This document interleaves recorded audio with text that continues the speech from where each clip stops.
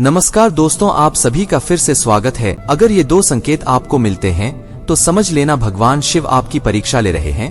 कहते हैं कि जब महादेव किसी की परीक्षा लेते हैं तो उस इंसान की संपूर्ण आस्था को झकझोर देते हैं। मतलब उस इंसान का जो भगवान शिव पर विश्वास है वह पूरी तरह दंगा जाता है। पर इस सब के बाद भी जो भगवान शिव पर अपना अटूट विश्वास बनाए रखता है तो वही इंसान शिव द्वारा ली गई परीक्षा में सफल हो पाता है और उसे जीवन में वो सब कुछ मिलता है जो उसने कभी सपने में भी नहीं सोचा होगा। ऐसे इंसान पर है का आशीर्वाद हमेशा बना रहता है। दिक्कत यह है कि आपकी लाइफ में प्रॉब्लम्स और चैलेंजेस बढ़ जाते हैं जब भगवान आपकी परीक्षा लेते हैं। इसके पीछे का उद्देश्य आपको स्ट्रांग बनाना होता है ताकि आप उन सभी बाधाओं को पार करके एक बेहतर और अच्छा इंसान बन सके। इस बात को जरा ध्यान से सोचो, अगर आपकी लाइफ में प्रॉब्लम्स और चैलेंजेस ही नहीं होंगे तो आप किस प्रकार से एक बेहतर और अच्छा इंसान बन पाओगे। एक बात हमेशा याद रखना, भगवान भी उसी की मदद करते हैं जो खुद कुछ करने की हिम्मत रखता हो, ना कि हाथ पर हाथ धरे बैठकर बस उम्मीद लगाए कि काश बिना कुछ किए ही मुझे सब कुछ मिल जाए। बिना कुछ किए तो भगवान का आशीर्वाद तक नहीं मिलता। उसके लिए भी भगवान के सामने हाथ जोड़ने पड़ते हैं और सच्चे मन से उनको प्रणाम करना पड़ता है। अगर आपकी लाइफ में प्रॉब्लम्स और चैलेंजेस है तो बस इतना समझ लेना कि आपने कुछ तो खास बात है जो भगवान आपकी परीक्षा ले रहे हैं।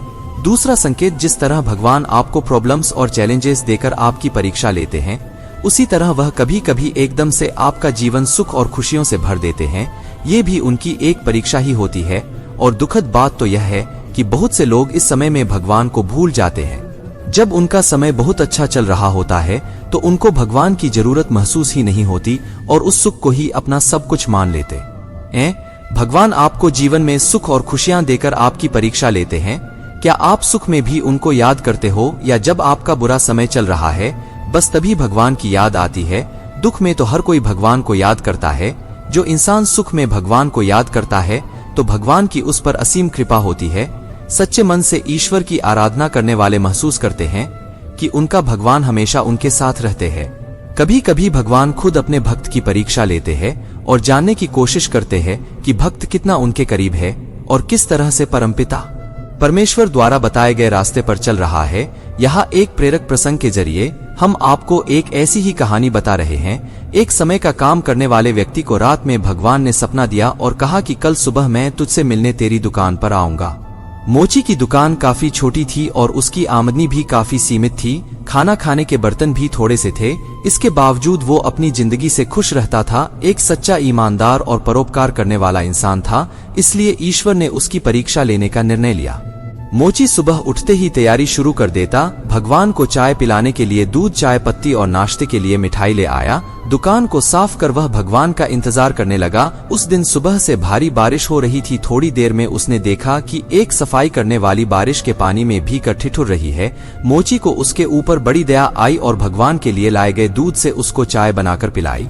दिन गुजरने लगा। दोपहर 12 बजे एक महिला बच्चे को लेकर आई और कहा कि मेरा बच्चा भूखा है, इसलिए पीने के लिए दूध चाहिए। मोची ने सारा दूध उस बच्चे को पीने के लिए दिया। इस तरह से शाम के 4 बज गए। मोची दिन भर बड़ी बेसब्री से भगवान का इंतजार करता रहा। तभी एक बूढ़ा आदमी जो चलने से लाचार था आया और कहा कि मैं भूखा हूँ, अगर कुछ खाने को मिल जाए तो बड़ी मेहरबानी होगी। मोची ने उसकी बेबसी को समझते हुए मिठाई उसको दे दी। इस तरह से दिन बीत गया और रात हो गई। रात होते ही मोची के सब्र का बांध टूट गया और वह भगवान को उलाहना देते हुए बोला कि वाह रे भगवान, सुबह से रात कर दी मैंने तेरे इंतजार में, लेकिन तू वादा करने के बाद भी नहीं आया। क्या मैं गरीब ही तुझे बेवकूफ बनाने के लिए मिला था? तभी आकाशवाणी हुई और भगवान ने कहा कि मैं आज तेरे पास एक बार नहीं 3 बार आया और तीनों बार तेरी सेवाओं से बहुत खुश हुआ और तू मेरी परीक्षा में भी पास हुआ है, क्योंकि तेरे मन में परोपकार और त्याग का भाव सामान्य मानव की सीमाओं से परे है। इस कहानी से हमको यह शिक्षा मिलती है कि किसी भी मजबूरियां ऐसा व्यक्ति जिसको आपकी मदद की जरूरत है उसकी मदद जरूर करना चाहिए, क्योंकि शास्त्रों में कहा गया है कि नर सेवा ही नारायण सेवा है और मदद की उम्मीद रखने वाले जरूरतमंद और लाचार लोग धरती पर भगवान की तरह होते हैं, जिनकी सेवा से सुकून के साथ एक अलग संतुष्टि का एहसास होता है। तो दोस्तों, यह थी वह कहानी। मैं आशा करता हूँ यह वीडियो पसंद आई होगी। वीडियो पसंद आई हो तो लाइक करके कमेंट में हर हर महादेव जरूर लिखें। धन्यवाद।